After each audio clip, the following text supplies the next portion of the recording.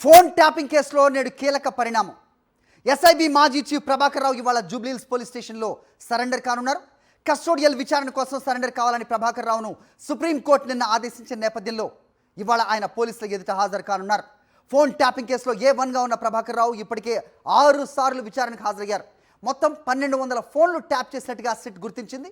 జడ్జీలు, రాజకీయ నేతలు, జర్నలిస్టులు, సెలబ్రిటీల ఫోన్స్ ట్యాప్ చేశారని ఛార్జ్షీట్లో సిట్ పేర్కొంది. ఐఫోన్ డేటాతో పాటు చాలా ఆధారాలు ధ్వంసం చేసినట్టుగా ప్రభాకర్ రావుపై ఆరోపణలు ఉన్నాయి. విచారణకు హాజరు కానున్న ప్రభాకర్ రావును ఈరోజు అరెస్ట్ చేసే అవకాశం ఉన్నట్టుగా తెలుస్తోంది.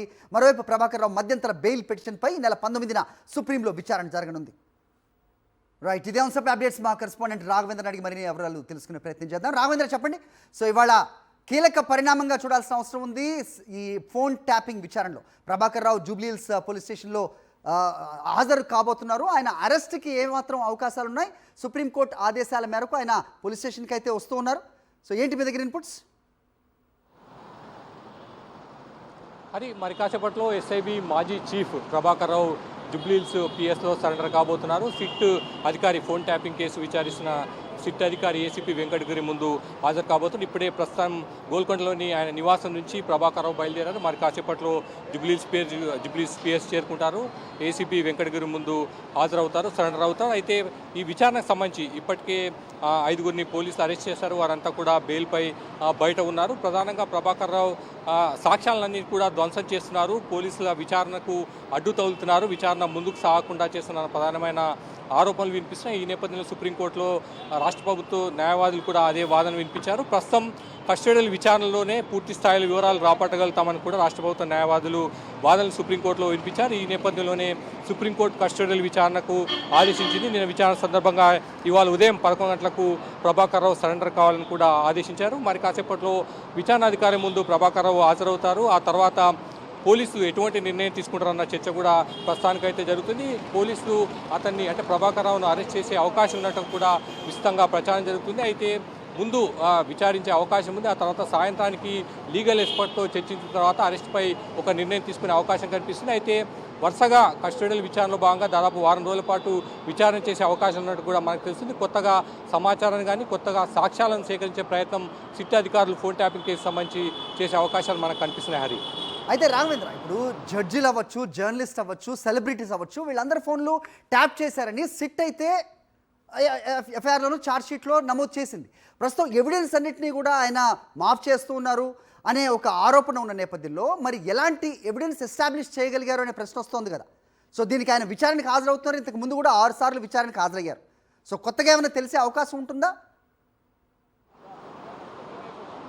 అంటే ఖచ్చితంగా ఇప్పటికే కొంత సమాచారం ఇచ్చే ప్రయత్నం చేశారు. ఆయన డివైస్ సంబంధించి కొంత పాస్వర్డ్లు కూడా ఇచ్చారు. అయితే మొత్తం సమాచారం అంతా కూడా డిలీట్ చేశారన్న ఆరోపణలు ఆయన ఎదుర్కొంటున్నారు. ఇవాళ కూడా విచారణ కాసినప్పుడు ఖచ్చితంగా ఈ డిజిటల్ ఎవిడెన్స్ను ఎందుకు డిలీట్ చేశారు, ఎవరి ఆదేశాలతో డిలీట్ చేశారు, వీటన్నిటికి సంబంధించి పూర్తి సమాచారం మరోసారి పోలీసులు ప్రభాకర్ నుంచి సేకరించే అవకాశం కూడా కనిపిస్తుంది. ఒకవేళ పూర్తి స్థాయిలో సమాచారం ఇస్తారా, లేకపోతే గతంలో లాగానే సమాచారం ఇవ్వకుండా దాటవేసే ప్రయత్నం చేస్తారా, దాన్ని బట్టి పోలీసులు ఫర్దర్గా నిర్ణయం తీసుకునే అవకాశాలు మనకు కనిపిస్తున్నాయి. హరి, రైట్, 19న ఈయన బెయిల్కి సంబంధించిన పిటిషన్ కూడా విచారణకి రానున్న నేపథ్యంలో ప్రస్తుతం అరెస్ట్ చేసే అవకాశాలు ఏ మేరకు ఉన్నాయి? లేకపోతే మీరు చెప్పినట్టుగా సాయంత్రం న్యాయవాదులతోటి కానీ లేకపోతే ఎక్స్పర్ట్స్ తోటి మాట్లాడిన తర్వాతే ఓ నిర్ణయం వెలువరించే అవకాశం ఉంటుందా? ప్రభాకర్ రావు ఇప్పుడు వస్తున్నారు, సాయంత్రం వరకు కూడా విచారణ జరగచ్చు అంటారా?